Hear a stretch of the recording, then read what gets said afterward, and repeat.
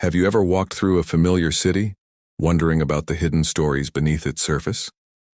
Pittsburgh's iconic bridges and vibrant neighborhoods hold more than just history. They conceal the whispers of mysteries that have never been solved. Join us as we shine a light on the enduring intrigue of the Steel City's most perplexing disappearances and unanswered stories, bringing you closer to the truth, or at least, the questions that remain. They call Pittsburgh the city of bridges, a place where rivers meet, where steel and sweat built an empire, and where every shadow tells a story. Beneath the glow of streetlights and the hum of passing trains, the past is never far away. You can feel it in the quiet corners of old neighborhoods, in the stone archways of forgotten tunnels, in the way fog curls across the water at midnight. But this city doesn't just remember its triumphs. It remembers its ghosts. The lost, the missing, the forgotten, the ones who should have been protected, the ones who never made it home, the questions that were never answered, the stories that refuse to be buried beneath time and progress. Every city has its secrets, but here they cling to the brick and riverstone like ivy. In Pittsburgh, the past doesn't fade. It lingers, waiting for someone to listen. And tonight, we're listening. In February 1980, Michael Rosenblum vanished without a trace. He left behind friends, family, and a life full of promise, but none of it revealed what truly happened to him after that night. Michael was 23, a young man rebuilding his life after a difficult chapter. That evening, after an argument with his girlfriend, he left in her car saying he'd see her soon. He never returned. That same day, the car was towed and impounded, but for reasons still unclear, the connection between Michael's disappearance and the abandoned vehicle went unnoticed for months. When the family finally learned about the car, they believed it held clues that were overlooked or perhaps ignored. Over the years, questions grew about how the case was handled. Delays, missing records, and conflicting reports led many to suspect that mistakes or something deeper had kept the truth hidden. Years later, small fragments were discovered near where the car had been found. They were later confirmed to be Michael's remains. Yet even with those discoveries, no one could say exactly what happened. Michael's story became a symbol of how silence and uncertainty can last for decades. Even now, many still ask if this was a tragic accident or if something was deliberately kept from view. Pittsburgh has more than one haunting in its rivers. Between December 2014 and January 2017, 2 young men vanished under eerily similar circumstances, and their disappearances still leave behind more questions than answers. The first was Paul Kochu, a 22-year-old ICU nurse, last seen in the South Side in December 2014. Several weeks later, he was discovered miles downstream in the Ohio River. Then, in January 2017, Dakota James, a 23-year-old Duquesne University student, disappeared after a night out with friends. His final sighting was captured on city cameras, walking alone toward the north side. Weeks later, he too was found in the same waters.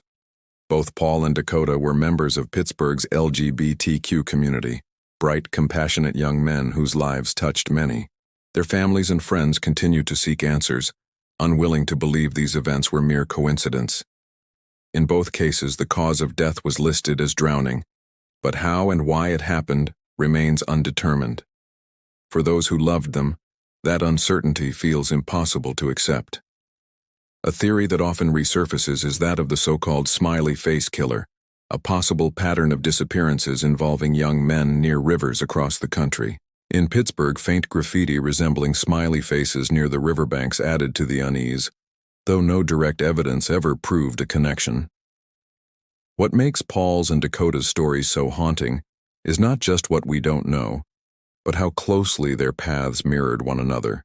2 promising lives, lost to the same currents, a city still searching for understanding. In February 2002, tragedy struck the north side when Jamie Stickle's life ended under mysterious circumstances. Her vehicle was discovered engulfed in flames outside her apartment, leaving behind questions that have yet to be answered. Jamie was beloved within Pittsburgh's LGBTQ community, known for her kindness, her dedication to charity, and her ability to bring people together. She was more than a bartender.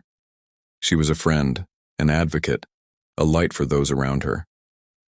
But where was Jamie that night? Who was she with? What happened before the fire began? Many within the community have long believed that specific individuals knew more than they ever revealed. In 2019, retired Detective Joe Myers told CBS that he believed Jamie's death may have been planned by someone she had a conflict with. My personal theory, Joe said, is that there was someone within the gay community that Jamie had a problem with, and there was some, we'll call it outside or out of the area, people who were brought in to assault Jamie. Despite renewed interest, no arrests were made, and no definitive explanation emerged. 2 decades later, her story still weighs heavily on the hearts of those who knew her. A podcast titled The Girl with the Same Name has worked to revisit the case, to open old files, and to reignite the conversation that justice never finished. Jamie's story is personal, not just for those who loved her, but for the entire city.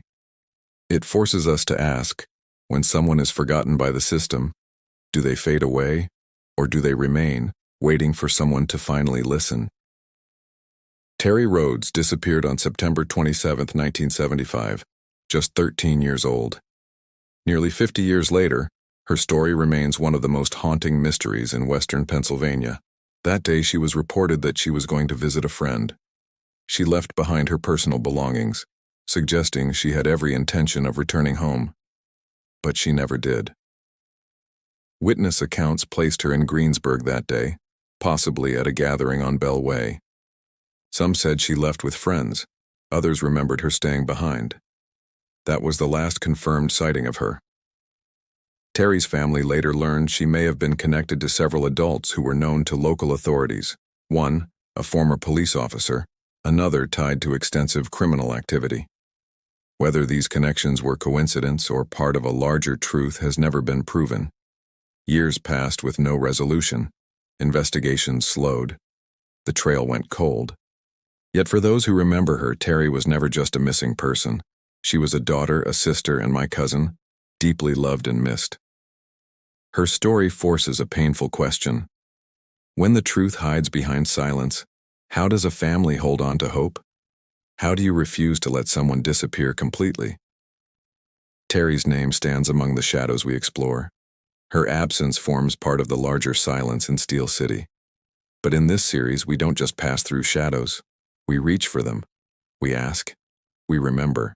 Pittsburgh is a city built on endurance, steel, sweat, and spirit. But beneath that strength lies something quieter. The names that were never spoken again. The questions that were never answered. The stories of Michael, Paul, Dakota, Jamie, and Terry linger, not to frighten us, but to remind us that silence is its own kind of injustice. In remembering them, we keep the light alive, not to chase away the darkness, but to reveal what it's been hiding all along. Because the shadows of this city aren't just where the stories end, they're where the truth begins. Thank you for watching Shadows of the Steel City, Pittsburgh's Unsolved Mysteries. If these stories moved you, please take a moment to like this video, subscribe to the channel, and hit the notification bell so you don't miss our next journey into the city's hidden truths.